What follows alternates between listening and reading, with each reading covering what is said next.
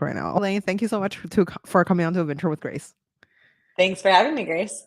Okay, so you are at Legend, and then you're investing, and then now you started your own company called Tofu. And okay, just to give the audience a little bit of your background, you were previously you were at SignalFire, and which is a great VC firm that's like data driven slash.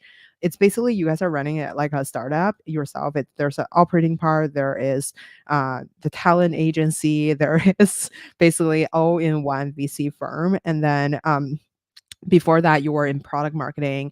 And do you want to give the audience a little bit of your background before we jump into Tofu? I'm happy to. I always joke that Amazing. I'm the kind of person that has never had a North Star of like, this is the linear path I will take. I get curious by a lot of things. I started my life as a mechanical engineer. I did Mhm, undergrad and grad school at Stanford and thought I was going to build hardware, in mhm, particular medical devices, until I realized how painfully slow that world is. mhm, And graduated and was like, well, now what do I do? And I always wanted to do a startup, but I was a mhm, little bit too risk averse at the time. So I mhm, ended up joining an early stage company as one of the first employees. Enterprise mhm, Software, the founders had been 20 plus years older than me, had been running a company that was sold for $4.5 billion. So I figured these people definitely know what they're doing. And it was an amazing experience for me. I spent 5 years. The CEO really took me under his wing and let me build out a lot of the go to market functions.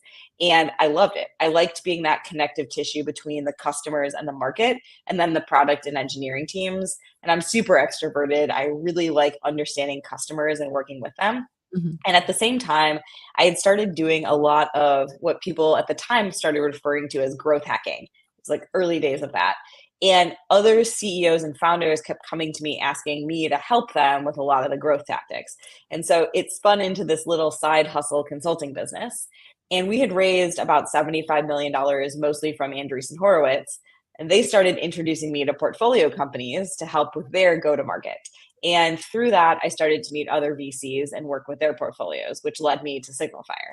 And in the interim, I left that startup and went to Slack when they were launching their enterprise product to lead enterprise go to market, and also became a formal advisor at SignalFire. As you mentioned, AI data driven VC fund. You can think of it truly as this hybrid between a startup and an asset allocator. So it was a mhm. really great mix for me to learn the investing side, but really bring a lot of my operating experience to the table too. Also investing mostly at the intersection of AI and software. So also getting that real nice lens as to what was coming down the pike from looking at a ton of companies. So I joined there in 20, what year was it? 2018, I guess, and became a partner, invested in quite a few software companies, but always knew I was going to start my own thing. I had actually built my first Gen AI product in 2018 called SoundSpot, which could turn any blog into a podcast. So it Wow. would ingest more for companies, it would ingest your blog, and it allowed you to select your voice. It was using GPT-1, if you can imagine, and Google's initial transformer for speech called Tacotron. And I kind of was watching over time as the technology was evolving. And from an investor lens, I started looking at companies in 2021 that were building on top of GPT-3. And that's when it felt like the technology was really good enough, and I could just Mhm. start to extrapolate where is this going to go as it gets better.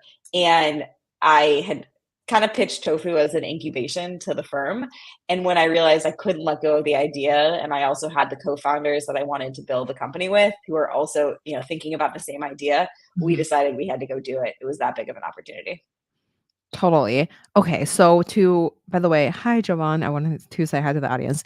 Go Elaine. Okay. Anyway, so I wanna before we jump right in, I did some research on some key terms for the audience who may not know. Okay, tofu means for top of the funnel, Yes. and then mofu is middle of the funnel, and bofu is like bottom of the funnel, and MQL is marketing qualified lead. Okay, so I'm sorry, I have to like literally like Perfect. say these. Okay, so that the audience will know like what we're talking about. Okay, so I think what you guys are building is super amazing. I also requested to like potentially get a demo from you guys, but I'm like too small of a company. I saw on your YouTube channel you guys had the uh what is it?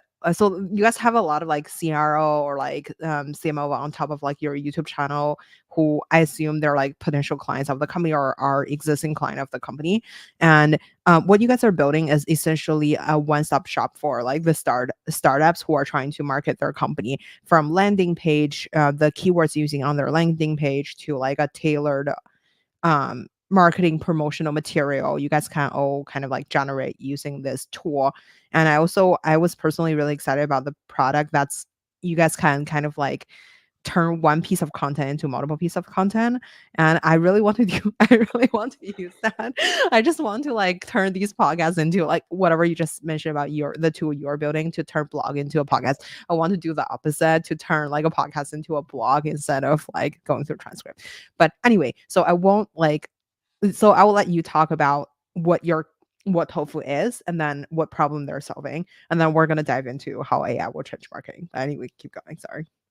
Well, we would be happy to help you turn all of these sessions into a ton of content, into a little mini content factory. Oh, So, please. at a high That's a level, dream. what we're trying to do is automate go to market for B2B software companies to the extent we can, and put it on autopilot. So, for us, what we do is we ingest information about a company based off of their brand, style guides, their messaging and positioning, and then all of their segmentation. So, who do they go after? What are the personas they target? What type of companies and contacts do they target? Industries, use cases, keywords, all of that. We take this information and we use this to generate two things. One is hyper personalized campaigns. This means landing pages, email sequences, PDF assets that are all generated specifically for a person, a persona, a company, and any permutation of those. It's going to be using your branding. It's going to be using your landing page template. So it's going to look and feel like your website, but now we have a hyper personalized variation for, let's say you sell to the CMO of, like Mhm. Drift. That would be a page made specifically for that person or that company. Um, the second area that we really tackle is content repurposing, which you mentioned.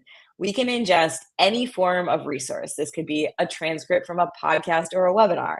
It could be a PDF Mhm. upload from like an ebook or a white paper. It could be a blog post, and we can turn it with one click into any number of pieces of derivative content. So we actually have customers who are using this for things like taking customer calls and turning them into case studies, taking their webinars, turning them into blog posts, LinkedIn posts, in an email sequence.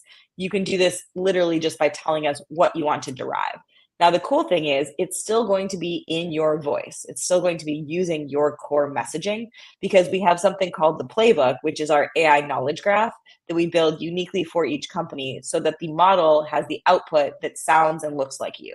So it's not going to be your standard, like, here's what ChatGPT would give you. It's really going to have a Mhm. unique look and feel.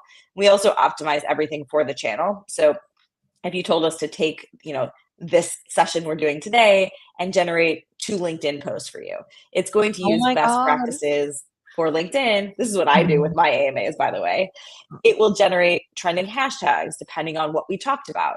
It will Mhm. go and chunk it up into bite-sized paragraphs. It can create separate ones for different topics we cover. And all this is now ready to go and publish on LinkedIn. So that's just an example. I'm so excited to try out that function. How much does a product cost? Because I know you guys are going after the top B2B companies. Like, I wonder, can smaller creators use it? And then, yeah, do you guys have like that product line yet? We don't have a self-serve or kind of SMB product today. What we do is 3-month paid pilots where we try to create an approachable price point where we're not locking anybody in, and we really want to show value and show ROI. So you get a lot of usage under your belt over the course of 3 months, and then from there we hope we can make people happy. And to date, we've had nobody not convert from our pilots, which has been really great testament to the product's functionality. But typically, right now we're targeting, I would say, a Series B through pre-IPO company. That's Mhm. not to say that we can't get a lot of value from smaller companies. And I think in the future, we do have plans to launch more of a self-serve product where smaller companies can use it, but that's just not been the focus yet today. Totally. Okay, so I wonder, compared to Jasper or like I guess like the AI 1.0 companies, like what are Mhm. the differences between now, like from the technology standpoint, what are the differences? And then what are like the different, yeah, like we'll start from there. So like compared to like some of the traditional marketing tool or AI marketing tool people are already using, what's the difference between you guys and them? There are a few very large differences. We'll start with the first one, which is our playbook. So we Mhm. knew from day one that building just a simple wrapper on top of a model is not going to cut it because our customers care deeply about quality. And quality means their exact tone, their language, their messaging, their positioning, their like all the research they've done on personas. Their product marketing team and their content team cares that it matches that. And you cannot get that from just an OpenAI or a Jasper, things like that. So we've spent a ton of work really creating this knowledge graph so that the outputs are going to be something that mimics the company from day one.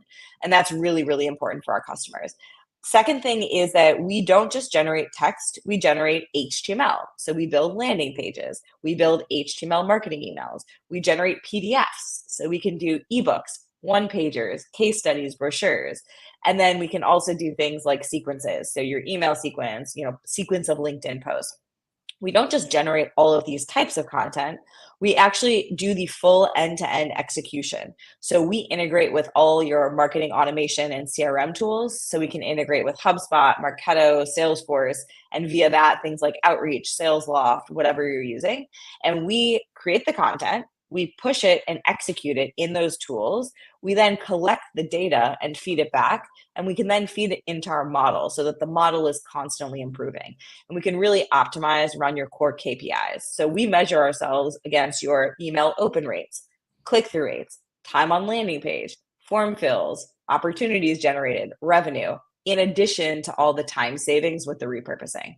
And so I think that workflow piece is really, really critical. And even when we were fundraising, that was one of our biggest pitches is our customers care deeply about quality and removing friction.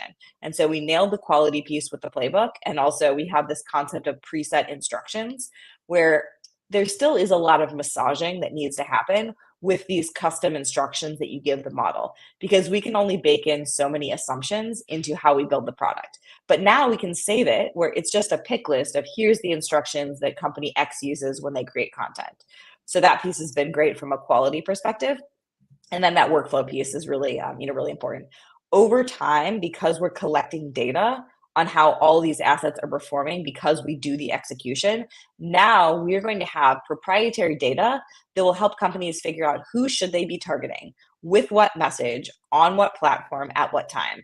And you can use that to make our entire customer base a lot smarter and just stronger content. Totally. I wonder, so in the past, people were using big like marketing agencies, and I wonder what's your thought on like how does, first of all, like how does the money flow in the realm of marketing? Yeah. So our customers on average are spending anywhere between ten and $100,000 a month just on content agencies, content and design. Mhm. So there's a tremendous amount of dollars that have been outsourced. What's fascinating about marketing is if you look at every business unit within a company, marketing is probably the most fragmented, both in terms of people and tools. Mhm. So you will have a single person who is responsible for email marketing, a single Mhm. person who's field marketing, a single person who's SEO, a single person who's, running our demand gen, so Mhm. on, paid digital, so on and so forth. Each of those people uses different tools to do their job. Now you Mhm. get fragmentation in terms of coordinating humans, but also different data, different UIs. Our emails need to connect to our landing pages, but they're developed in different places by different people. So there's just a lot of stuff like that that people are looking for one tool to help do a lot more and also coordinate with the different humans. But then they're also doing more with less in terms of headcount reductions right now, not having as many content writers in house, and then Mhm. really looking to reduce spend with the agencies. The areas that the agencies probably cost the most money: content development, design, and then paid digital would probably be the third. Content development, design, and paid. So I guess like which one would you target first? I know you guys are doing some of each. I wonder like I guess like in terms of like tackling the problem, where do people spend the most amount of marketing dollars among the 10K to like 100K each month? For our target audience, it's on content. If you were talking to consumer, we only focus on B2B. If you were talking to consumer companies, a lot of Mhm, that would be design and video. They're just mhm, creating a ton of video content, which mhm, B2B does a lot less of. But for our target customers, they're outsourcing a lot of content production for their blog, their white papers, their ebooks, their case studies, their collateral, all that kind of stuff. And that's what we mhm. really hit home with first. Mm. What do they need to put in to generate the content? So, for example, let's say, um, I feel like I'm a fan of AngelList content. So, like, basically, I learn about everything about angel investing just by like reading everything on their blog. I wonder if, let's say, if they're starting today, like, if using Tofu, like, what do they need to put into the quote unquote machine to generate the output of a tailored content to the audience. The cool thing is we really need almost nothing to get started Mhm. except for the name of the company and the website. Because what we do is a deep crawl of the website where we go and extract things like logos, fonts, colors, images, and create this brand book. We also extract all of the messaging, positioning, sitemap, H1s, meta description, all of that information. And now we can go and create what we call that playbook. The other things too that we kind of need is who you want to target. So either a list that we pull directly from your CRM as to companies or contacts that you want to go after with personalized content, personas that you want to, speak to, industries you want to target, that kind of stuff. But again, we made the friction minimal by just pulling directly from your CRM or being able to upload any docs that you already have. And then from there, we also can ingest your resource center. So if you have something like, your entire series of Venture with Grace, being able to ingest all of this and then repurpose it automatically. So not much that we need to get started. The more people give us, the better. I think over time, a lot of them do create these presets of custom instructions, which really helps them generate the quality that they're looking for. How do you make sure it's, like, tailored to their own voice when they don't have a voice yet? Let's say if I'm, like, Angeles in, like, 2009 or something, I probably Yeah. I probably have CRM, but, like, I have probably no voice or, like, no like, I don't even think there is, like, a full-on guideline on how to start angel investing before they created the guide. What can be fit into, um, AI so they can generate something that doesn't exist yet? So that's why we don't do that because it's not good enough yet. So we Mhm, don't work. So there's a really specific reason why we started with kind of mid growth stage companies and mhm, not early stage companies. We also don't do a lot of original content generation. We feel that the humans still have a very core place in marketing. And their core place is the strategic and the creative. And so when it comes to generating something like the opus on angel investing, mhm, AI is never going to do a good job with that. We mhm, need the humans who have the actual experience of doing it, the personal touch of curating the best mhm, information from across different perspectives and putting it into one of these guides. Now, that might need to be done by a human, but that guide is not going to market itself. So turning that guide into social posts, ads, emails, mhm. derivative, blog posts, all that, that's where we think that AI does a fantastic job because it goes off of the human generated stuff that is good. So you've heard, I'm sure, quality in is quality out, like garbage in is garbage out. And that's exactly what it's like with AI, which is also probably why most people here are seeing a tremendous influx of absolute crap in their inbox and their LinkedIn messages. People are trying to create this stuff using these AI tools, but they're not starting with a human generated template. They're starting with AI, which means that the outputs are going to be pretty crappy. So that's literally why we don't focus on that. In the future, will we be able to create stuff? Maybe, but I do think that for the time being, we really want the humans to sit at that creative and the strategic. So that's also why we want the humans to guide us at the beginning of who do you want to target.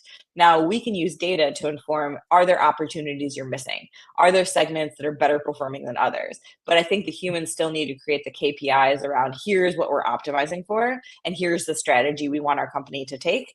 And then also here's the creative inputs. Now go and figure out our go to market for us. Mm.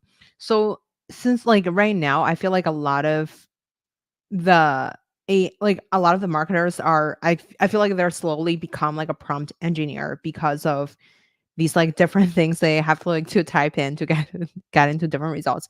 I guess how do you make sure that if two very similar product have their own tone? Let's say I'm an Angelus and then or there's a Carta. They basically I like constantly see the same title of two different articles that are like talking about the same thing. And Yeah. and I wonder how do you create the brand voice? They're very different. So I'm sure I feel like their content team are doing a both doing like a great job so I can get different coverage or information. But I wonder like if we're talking about AI trying to create leveraging the information existing on the on their existing website, how do they make the differences? So funny enough, we actually have 3 companies who are the largest competitors in a category who are all customers. And they are targeting similar companies and going after each other for each one of them. And it's been interesting for us to see that because we can in real time see exactly how that works. So if you look at their websites, you're going to notice very different language because they all want to differentiate. And that's again where that human ingenuity comes into play of how do you create differentiated messaging? We can ingest that differentiated messaging even if you're targeting the same customer as a potential or prospect. Now we have 2 companies with 2 different playbooks, 2 different sets of messaging, 2 different brands, and we're going to create very different sounding content for them. We also, under the hood, with each prospect or each we call it a target. We do account research for you. So we auto generate, we crawl not only their websites, but the public internet and trusted sites and sources. We generate a summary of that account and then also specific pain points that we think that company would have related to your product or service, and then unique value propositions that you should use when talking to them. And same thing with personas, same thing with industries, all that. That account research under the hood really helps generate content that's going to be extremely specific and unique, layering in their core positioning, layering in everything we know about that account. So that's how we're trying to do it. And I think that's also why we win the trust of our customers is because they know that the outputs are going to sound like them and not like one of their competitors. Totally. Before you started the company, by the way, I want to say hi, LinkedIn user. We'll address your question a little bit later. Okay. So, I wonder, so you guys talk to, basically, I feel like you probably talked to 100 different CMOs of all the top companies. What were the things that, what were their thoughts about AI in general? Like, what were the key insights that you've learned? And I wonder, where how will AI change like marketing and sales in general? So I literally started this AMA series specifically to on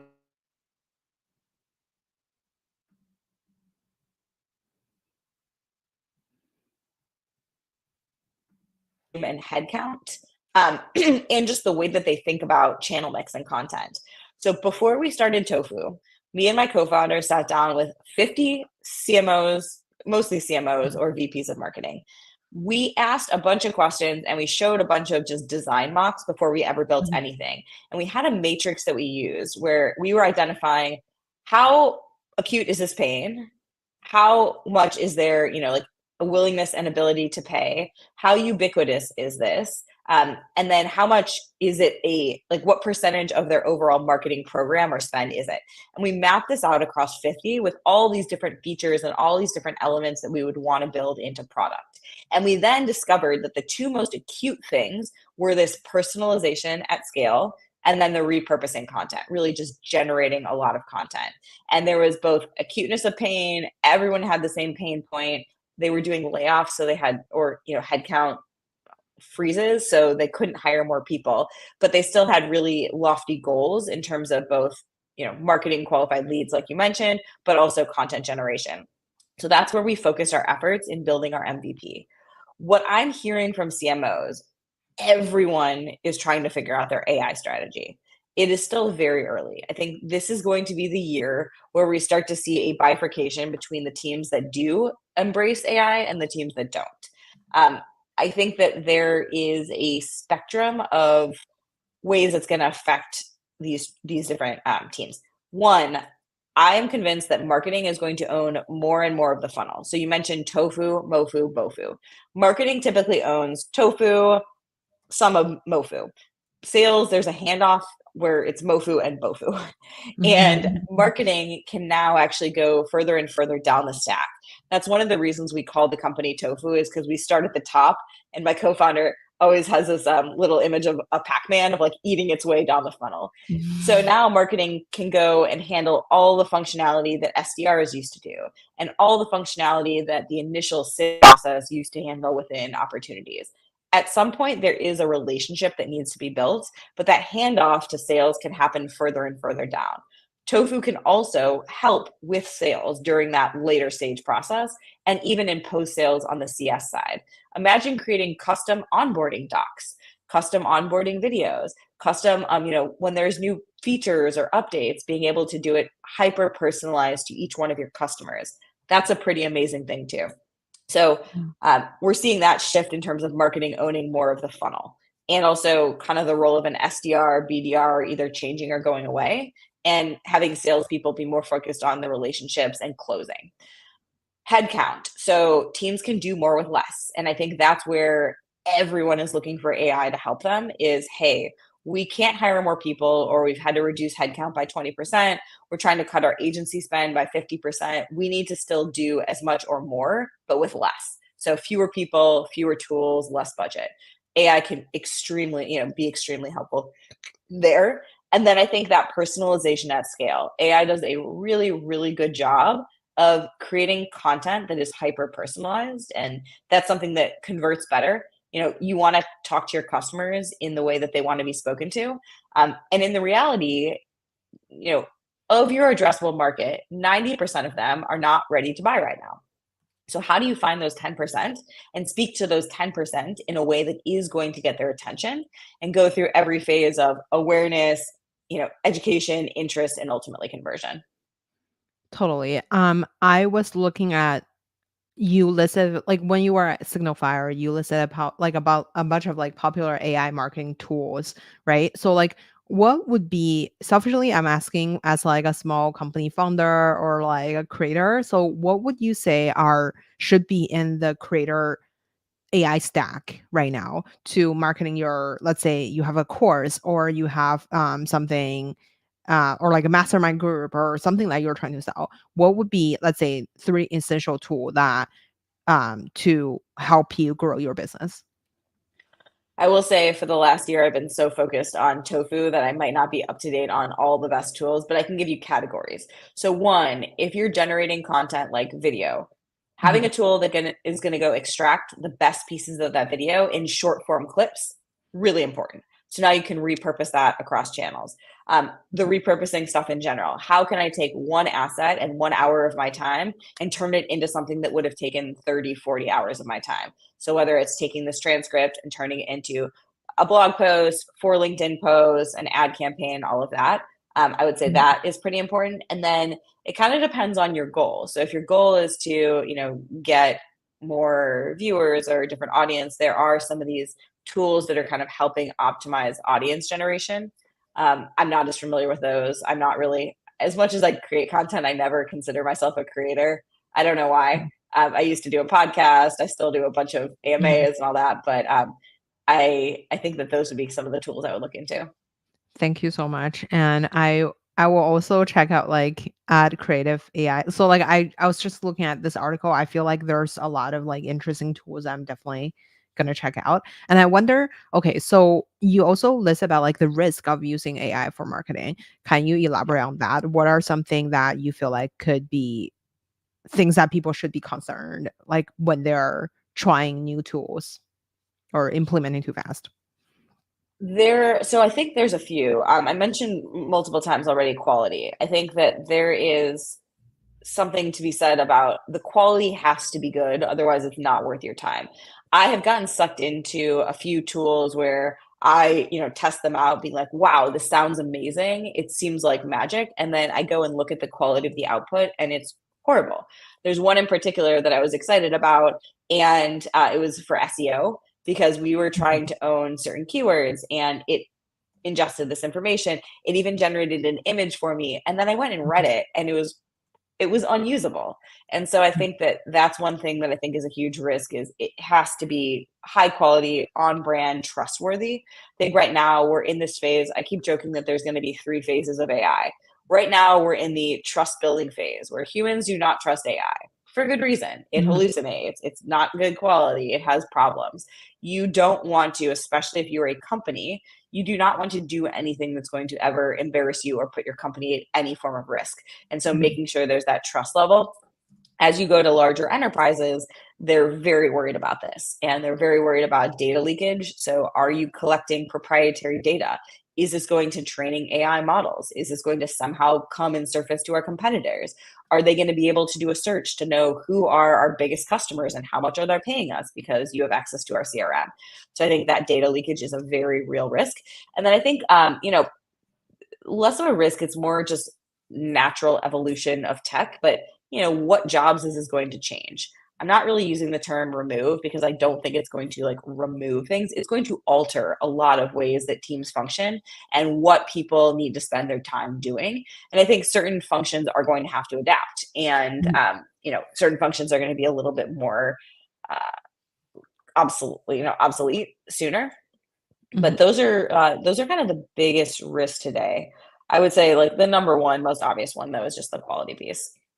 Mm. I wonder when you're thinking about from like a marketing people's career development perspective, what are the jobs that will be removed and what would you spend time on if you're working in marketing right now? So B and below content is gonna be gone, meaning, like, you have to be an A plus content writer, and I think the need for really good content people will definitely not go away and become even more important, but you will not need a team of 10 content writers, you will need a team of 1 or 2 really good people, and then AI tools to take all the work that they're doing and magnify it. So I think content, no question, one of the first things that's already being affected. Design, 100% being Mhm. affected. If I still feel like we need humans to create the core branding, but once I have the core branding, I can now use AI to take those brand elements and turn it into anything.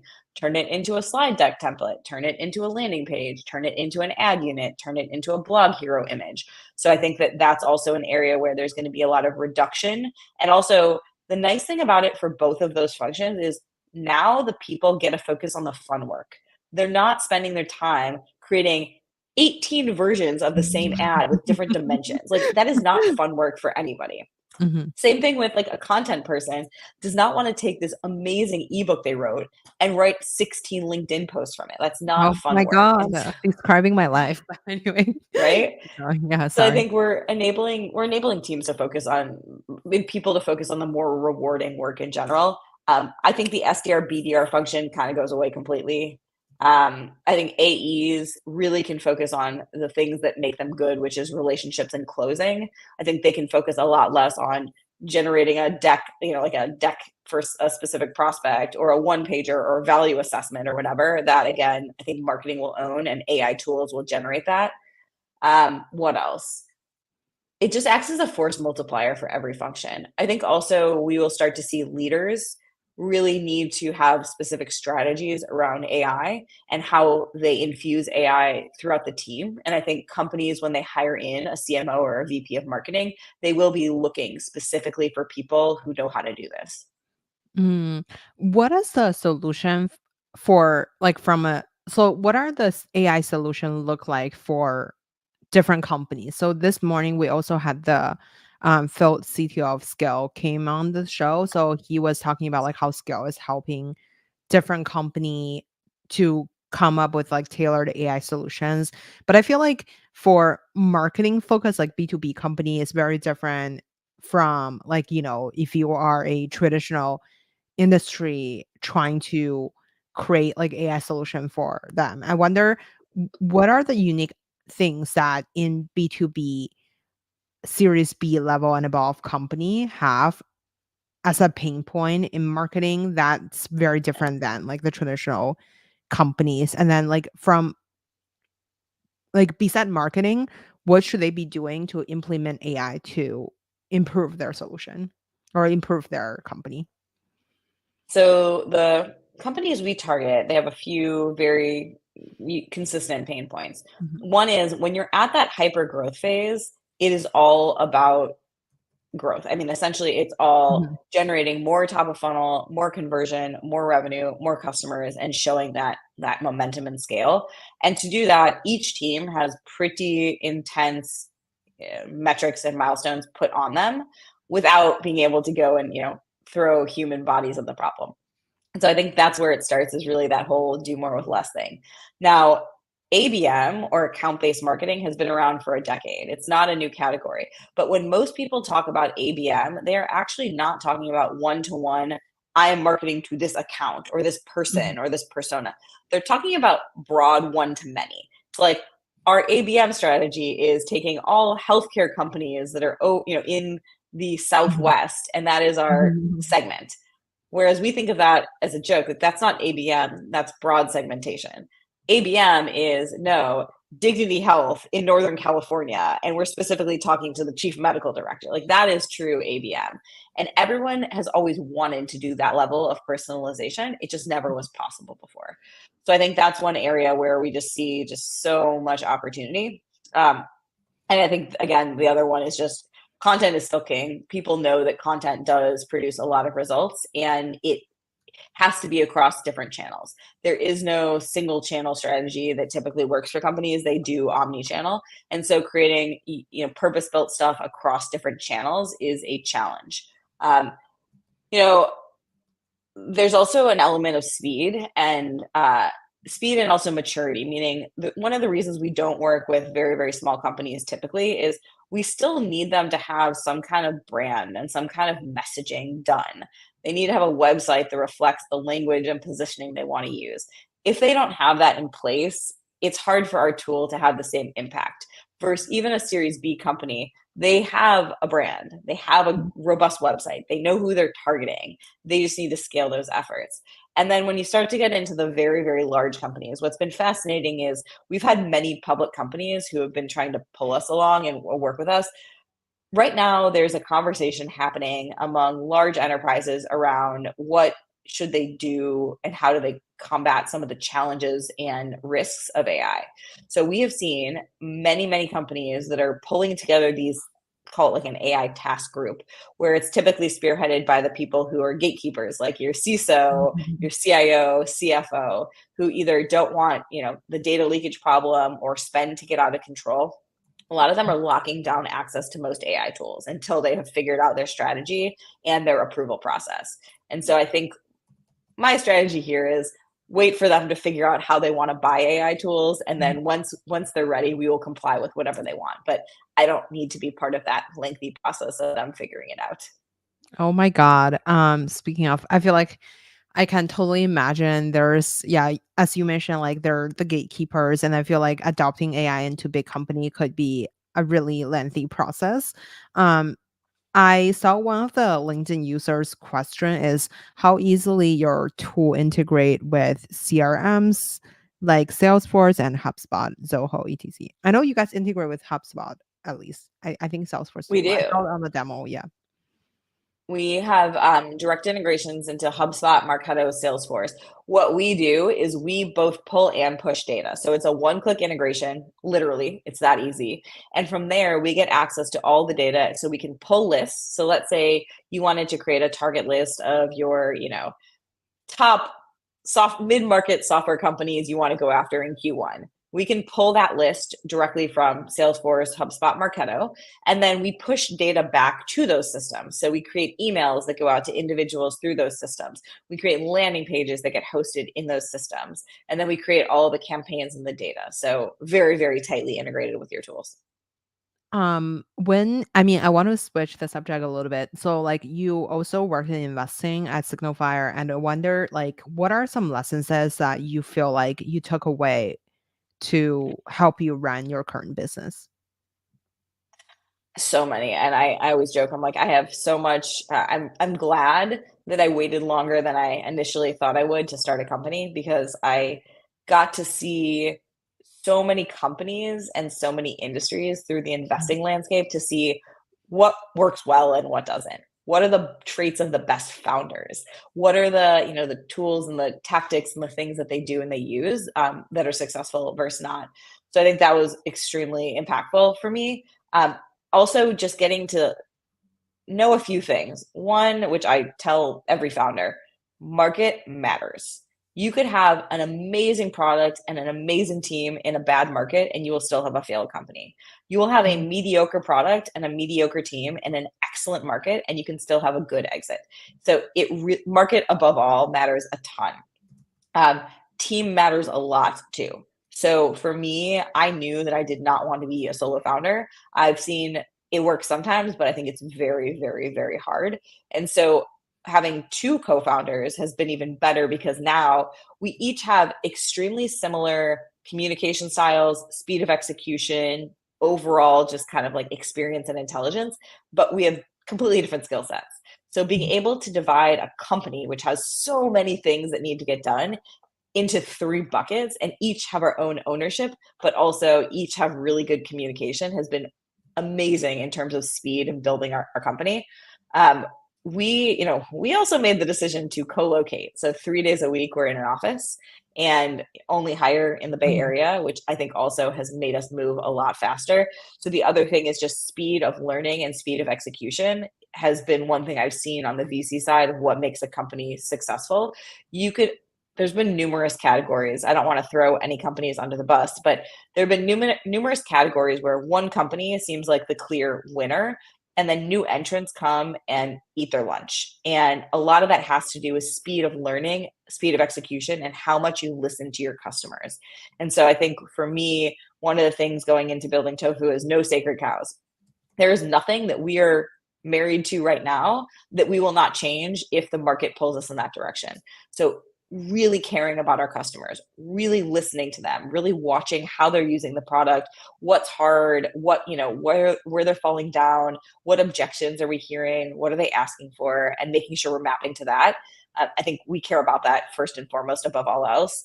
I also tell prospective founders that you really need to care and want to work with your customers. If you are targeting a segment that you just do not the people you don't like or don't want to spend time with, don't build that company because you are going to need to be obsessed with your customer and spend a tremendous amount of time with them. And for me, it was very clear of like, I was the customer. I know the customer deeply. I love the customer. It is my people. So I would caution anybody who is trying to build a company based off of an opportunity that exists, but based off of a customer that they don't love or want to spend time with. I have 2 questions around that. What is a great market that B players that can win now? Like, what do you think besides, I think, for example, I don't think you're a B player, but like, I feel like, for example, you guys are targeting the marketing AI market. And what would you say is another market that you feel like would come with great potential? And how do you define what's like a good market? Because right now, if we're just taking a look at like the general AI landscape, anything with AI is a great market to most investors. And it's kind of giving the, 2021 crypto energy. So I wonder what exactly is a great market. That's number one. And So AI, I think, is too broad to call a market, meaning AI is just this catch-all. I think everything has to have some layer of AI right now, but that would be something I would say you have to check that box. So I look at things like TAM. So what is the existing TAM versus are you betting on a TAM emerging? Betting on a TAM emerging is really risky versus something like healthcare is a TAM that exists. Something like financial services is a TAM that exists. Something like real estate is a TAM that exists. These are multi-trillion dollar industries where the money's going somewhere. And so I think starting with, to my point before market, starting with where is there a massive, massive amount of the TAM and who's spending the money. So if you think about healthcare as an example, there are 3 major players within healthcare. You have the patients, the providers, and the payers, only one of which has money, and that's the payers. And so I've just seen it so much harder to build a successful company targeting providers or patients versus targeting payers just because of the way the money flows. Is it uniquely that way? Absolutely not. I can give you so many companies that are fantastic that target providers and patients, but I'm just saying, like if you were going to start with the easiest place, go follow the money. So a couple other segments, cybersecurity, huge market already that's only growing. AI makes that even more salient because now AI is making more vulnerabilities and more, challenges. So that's another great market. But look for things like that where it's already a huge existing TAM that is growing, not shrinking. Even if it's a big TAM, you never want something that's shrinking because you're building a company that will have massive success in 7 to 10 years. Mm. I wonder, so basically following the money. So I wonder like what is a specific sector you mentioned, like cybersecurity is something really interesting. What is a specific sector that you feel like will be shaped by AI the most, and then the money is going somewhere? Because I feel like, for example, I'll give you an example. I worked in real estate industry in the past, and like I feel like that sector is extremely hard to tackle by any type of technology because the market is kind of like fragmented, and like the players are very traditional in general, Yeah. and it was not really open for tech to many degrees. So I wonder, what is something that's can be changed by AI and easily can be changed by AI? I typically look for what I call why nows. I actually have a whole talk on essentially going from 0 to 1 for companies and how to know what to build and where to build and all that kind of stuff. But I have a series of things of why now. So you can look for things like changing consumer behaviors. You can look for things like labor shortages. So like that's just one example I'll give right now is why I think healthcare. So healthcare, extremely high cost of failure, which is one of the challenges of AI. Like for marketing, if you send out an email that has the wrong company name, like no one's gonna die. It's Mhm. it's a little snafu, whatever. You're embarrassed, but nothing is really bad can happen. Legal tech and healthcare, both some of the biggest opportunities and also where I think that AI is going to have some of the most massive impacts, but extremely high cost of failure, which means that the barrier to entry is higher and the quality expectation is higher. But if you look at healthcare, you have a couple things that are massive tailwinds. So shift in population is another why now. You have massive aging baby boomers. You have more people apparently this year turning 65 than ever before by an order of magnitude. So you have older population, you have a shortage of healthcare labor workers. You need to augment this somehow. So what are you going to do? You have to throw technology at the problem. It's the only way to solve it. So again, I think AI is going to start to augment a lot there. Legal tech, tons of money spent on the same repetitive tasks over and over again, which a lot of things are templatized and standardized. So I think that's another area. To your point, there's certain industries like insurance, real estate, I would stay away from. They're traditional, they're slow, they like their pen and paper processes. They're always going to be the laggards. So that's the other thing is you have to find the people who there's the whole uh, uncanny valley of like you have your early adopters, then you have the peak hype cycle, trough of sorrow, then you have the laggards that adopt at the end. I would never focus right now because we're in this new phase of AI. I would not focus on the laggard industries, but I think your traditional software industries are obviously going to be the early adopters. The people who are probably going to be like the sweet spot for some of these massive companies are going to be in those like healthcare, legal tech, customer success, sales, marketing, um, design, trying to think if there are any other areas that I think are going to be a lot of vertical. I think there's going to be some really interesting plays in some other vertical SaaS categories as well. There's one company I think is fascinating. I think they just raised another couple $100 million that has they've been around for a while, but they do AI cobalt mining. So they use all this AI technology to help figure out where rare earth minerals are.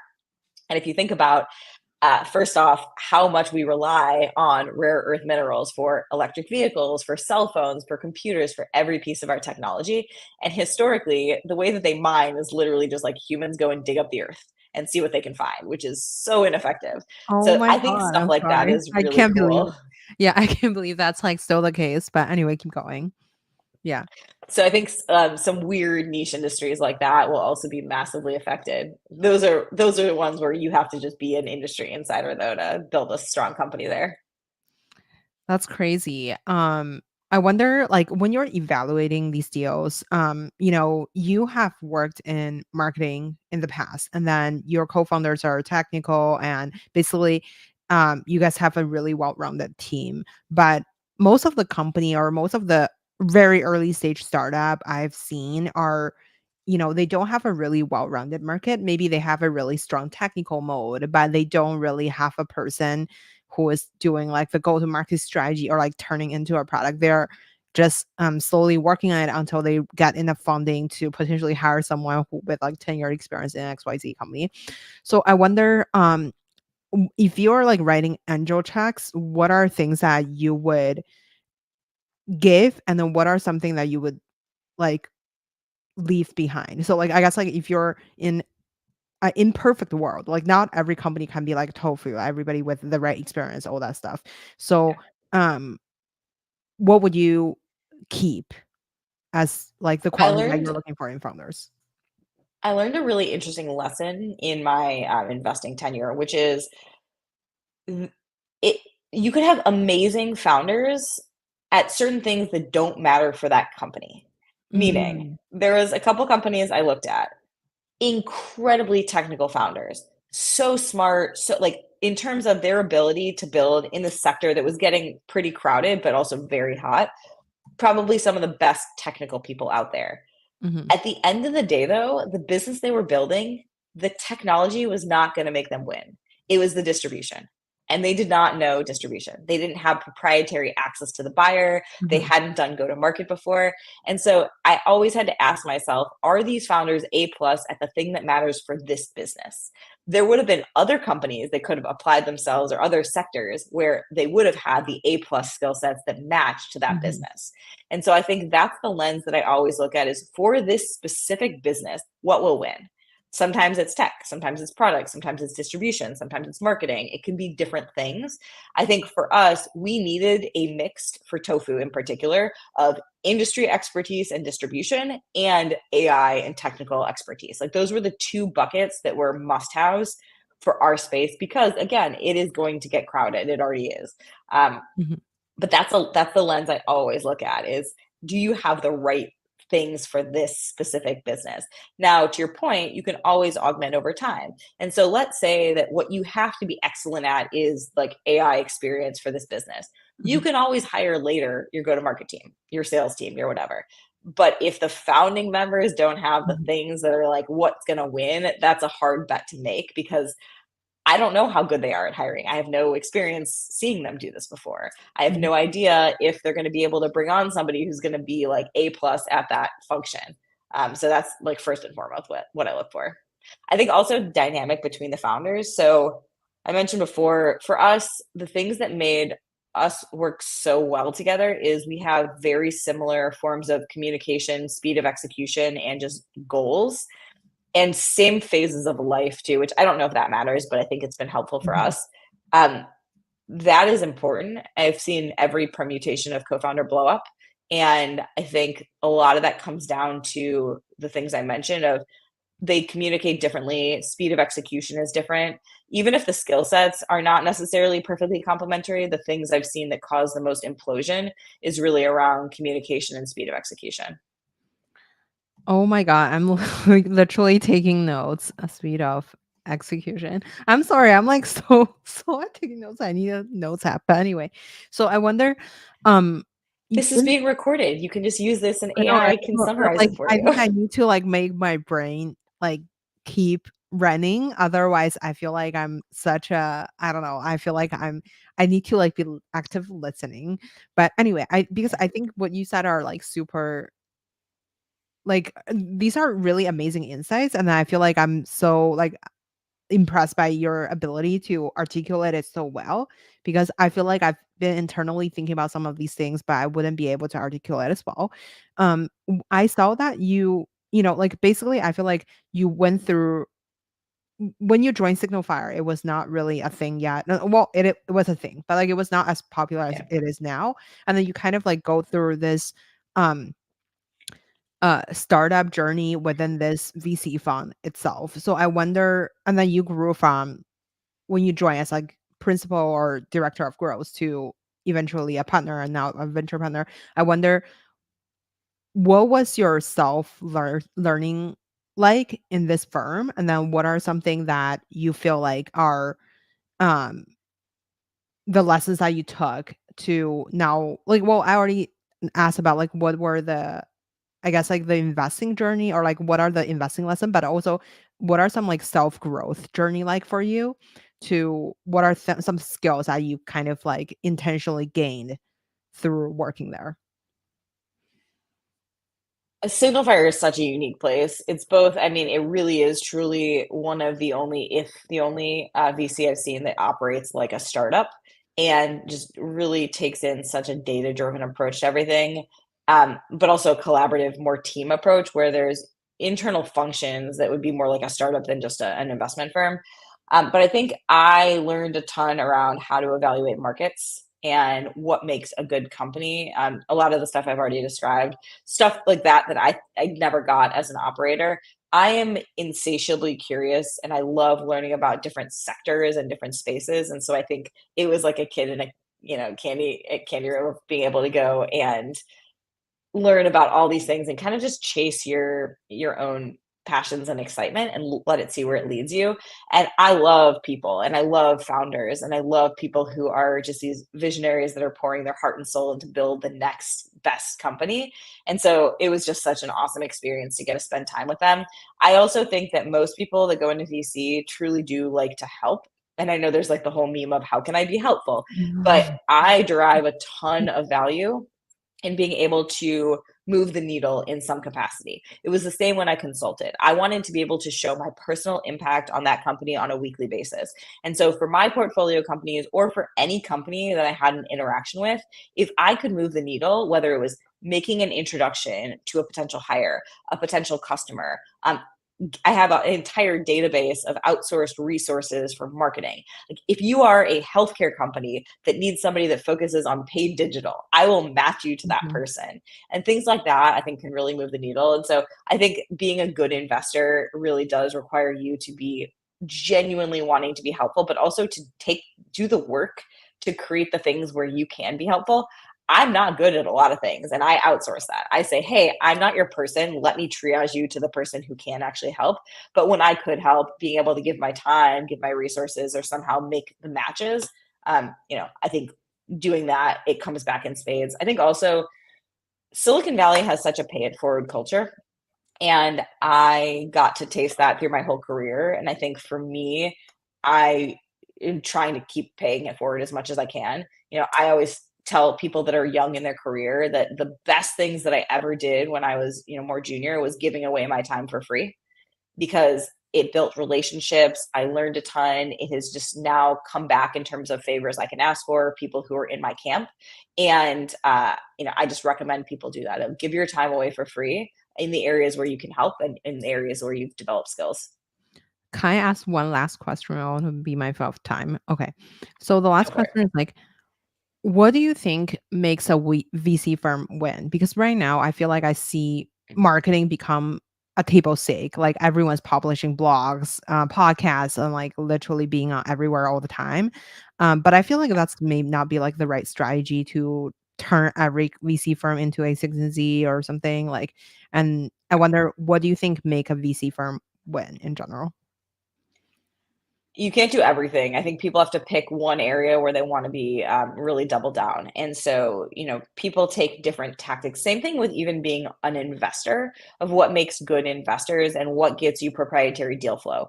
There is not one thing. It has to be authentic to you. And so it's same. It has to be authentic to the firm.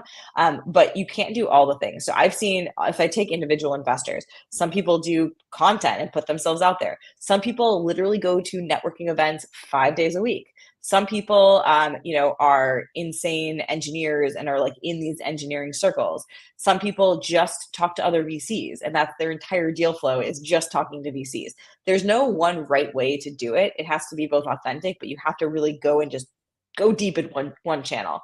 So similarly, I think A16Z has turned themselves into a content machine and essentially a media company. Other VCs don't even have a website or have like a word on their website. Mhm. But they have grown their reputation through both A, investing, but B, maybe it's, hey, I think that some of the best newer firms are focusing on one value add that's unique. So SignalFire, when it was created, was originally focused on two things. It was beacon the data So Mhm. spending millions of dollars on these data sets and then hiring. So turning our data into a product that was essentially LinkedIn on steroids. There's like GTM Fund, where their LPs, or Stage 2, which is an investor in us, their LPs are literally CROs, CMOs of the top companies. So now if you're selling into those personas or things like that, you have access to them, but also, you're going to get their time and their feedback. Some people that just focus on, recruiting is one that I see come up. Focus on, we provide you product and engineering support. I think that you have to have one area that kind of differentiates you. But then honestly, just building word of mouth among founders is the best way to grow. Thank you so much, Elaine. This is like such a amazing session, and I have a lot to digest. And thank you so much. Where can people find you? You can first go to tofuhq.com, and anybody out there who's looking to scale their content efforts or create personalized content is there. I'm also at Zelby on pretty much everything, or just find me. My email is just elaine@tofuhq.com. Send me a note. Amazing. Thank you so much, Elaine, for coming on the show today. Thanks, Grace. Great chatting. Okay, I'm Bye. gonna end